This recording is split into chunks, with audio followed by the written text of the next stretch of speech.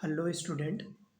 आज ये जूलॉजी जंतु विज्ञान का दूसरा क्लास है जिसमें हम लोग जीवन की उत्पत्ति के संबंध में अध्ययन करेंगे। इससे पहले क्लास में हमने सिलेबस को अच्छे से देख लिया है जिसमें हमको पढ़ना क्या क्या है ये जान चुके हैं।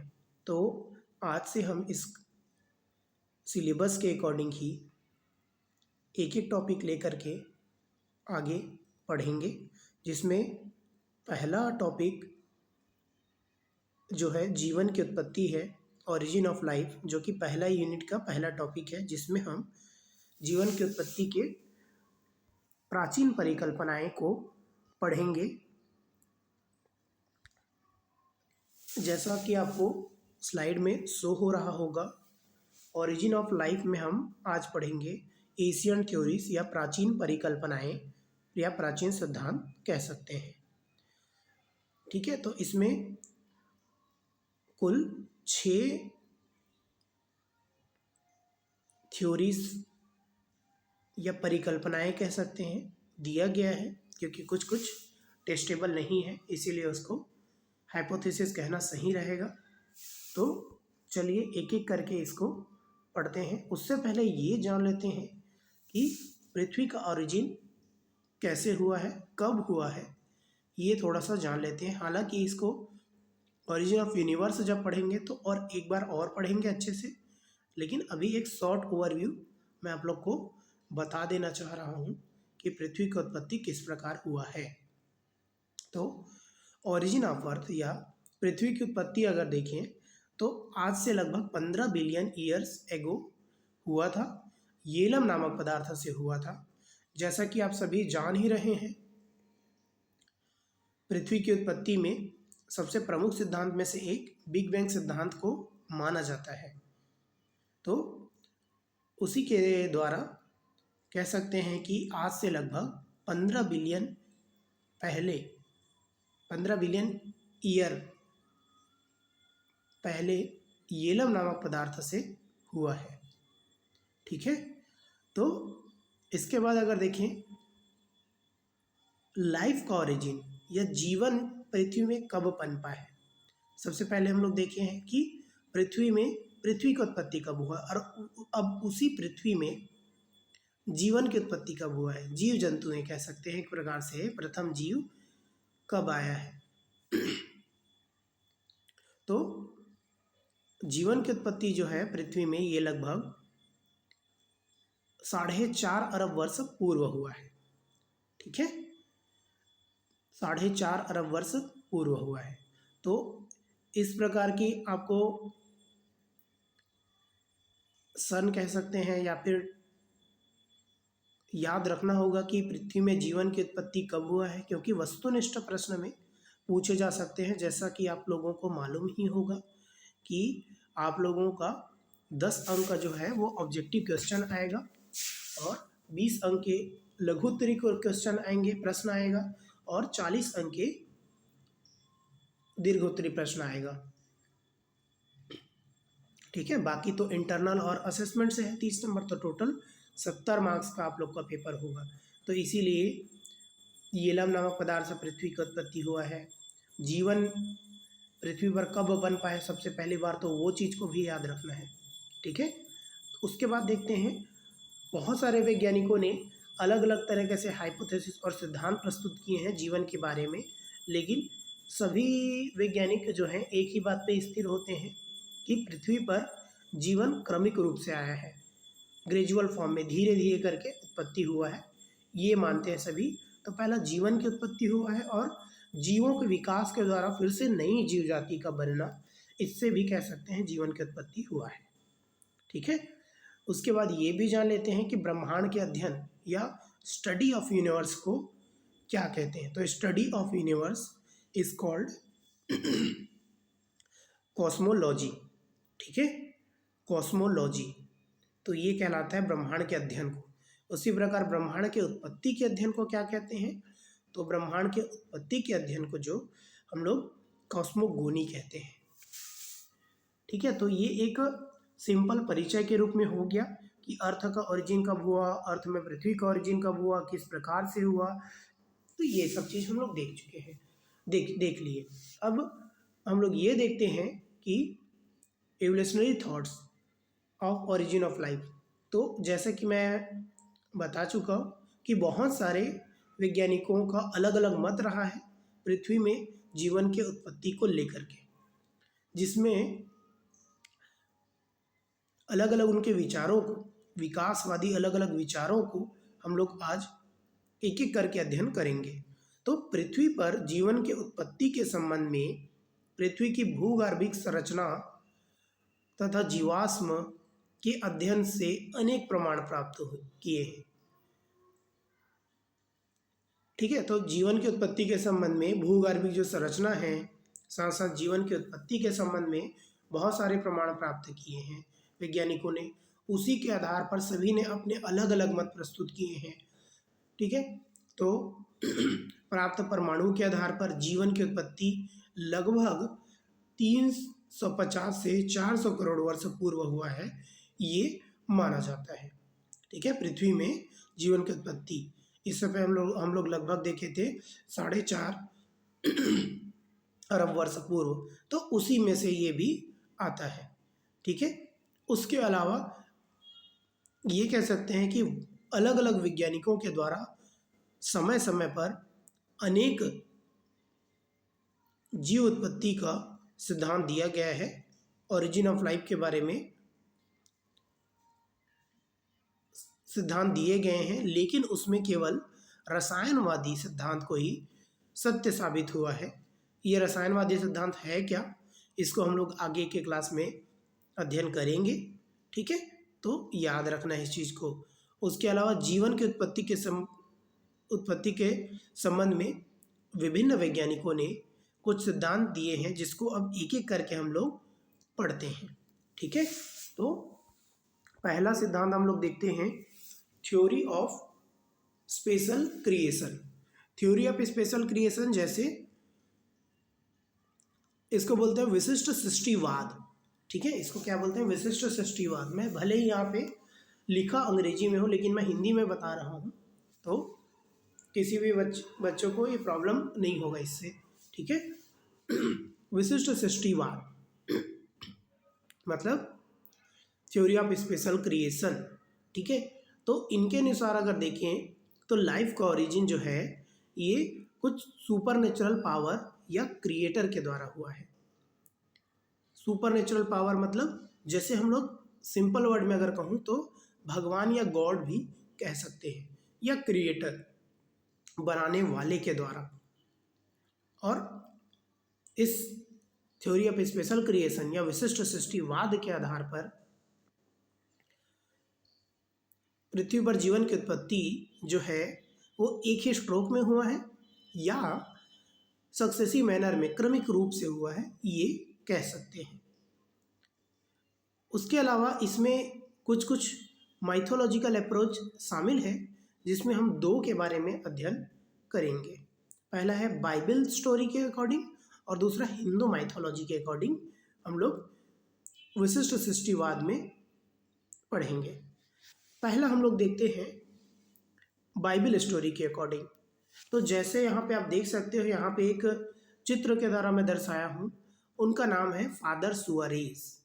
क्योंकि बाइबल स्टोरी के अनुसार पृथ्वी पर जीवन की उत्पत्ति और पृथ्वी की उत्पत्ति किस प्रकार हुआ है, उसका सबसे ज़्यादा कह सकते हैं सर्वाधिक वकालत करने का श्रेय फादर सुआरेस को जाता है।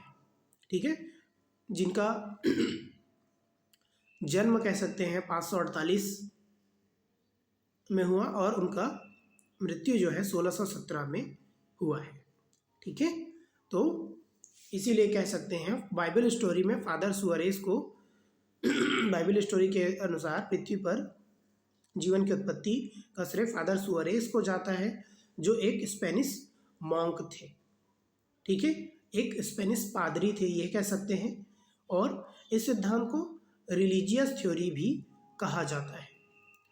और इस सिद्धांत के मानने वालों का कहना है कि क्रिएटर ने या भगवान ने सभी जीवों की रचना की है तथा वही अपने अनुसार जीवों का रख रखाव भी करती है। ठीक है, तो ये रिलीजियस थ्योरी कहा जाता है। और इस थ्योरी के अनुसार पृथ्वी पर जीवन की उत्पत्ति जो है वो क्रम से हुआ है। ठीक है, जैसे हम लोग पहले पढ़े हैं कि क्रम या एक ही स्ट्रोक में हुआ है, तो इस थ्योरी में तो क्रम से हुआ है। ठीक है, तो देखते हैं कि बाइबल के अनुसार क्या हुआ, कैसे हुआ। तो पृथ्वी पर जीवन की उत्पत्ति बाइबल स्टोरी के अनुसार 6 दिनों में लाइफ और वर्ड बना है, ये कहा जाता है क्रमिक रूप से। पहले दिन ये बना, दूसरे दिन ये, तो इस तरीके से क्रम के अनुसार बना है, ये कहा जाता है। तो पहले दिन जो है वो पृथ्वी और स्वर्ग बना है, कह सकते हैं। ठीक है, इनके अनुसार यही कहा गया कि पहले दिन पृथ्वी और स्वर्ग बना। दूसरे दिन आसमान और जल बना, जल से आसमान अलग हुआ है, ऐसा कहा जाता है।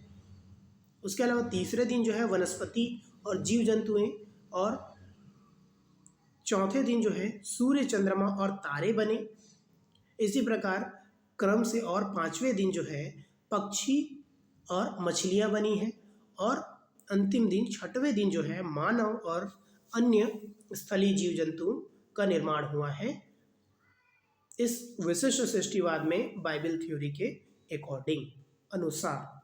ठीक है, तो इनके अनुसार ये आप जानते ही होंगे, बाइबल स्टोरी के अकॉर्डिंग क्रिश्चियनिटी में ये बोला जाता है कि प्रथम व्यक्ति जो है वो आदम थे, प्रथम मनु आदम या एडम कहा जाता है। और ऐसा बोला जाता है कि उसी एडम के 12वीं पसली से पहली महिला ईव बनी है, इसीलिए बोला जाता है एडम और ईव, अगर आपने सुना होगा तो। ठीक है, तो ये पहला परिकल्पना या हाइपोथेसिस था जीवन की उत्पत्ति को लेकर के बाइबल थ्योरी के अकॉर्डिंग। अब इसी के द्वारा हम लोग आगे नेक्स्ट देखते हैं हिंदू माइथोलॉजी के अकॉर्डिंग। तो आप जैसे जान ही रहे हो, इस हिंदू माइथोलॉजी में बोला जाता है कि क्रिएटर कौन है, भगवान ब्रह्मा है, ये बोला जाता है।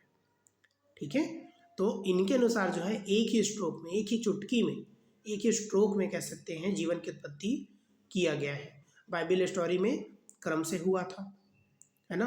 तो इनके अनुसार शरीर के विभिन्न भागों से क्या है, जीव जंतुएं और अन्य चीज़ों का निर्माण हुआ है।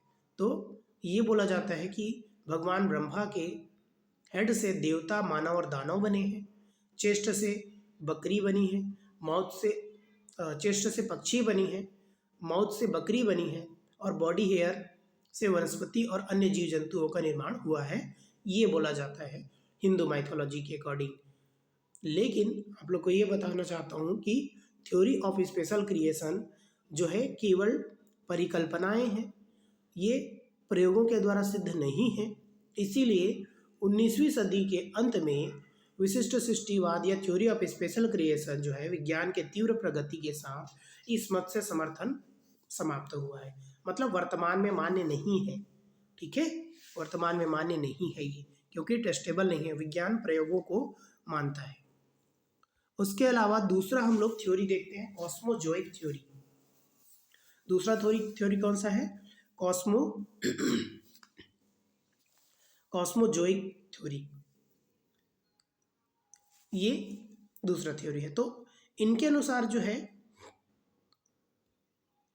ये बोला जाता है कि इन लोग कॉस्मोजोइक थ्योरी को मानने वाले जैसे कौन कौन थे, रिचर थे, प्रेयर है, हेल्महोल्ट्ज, आर्हिनियस आदि ने ये परिकल्पनाएं दी है।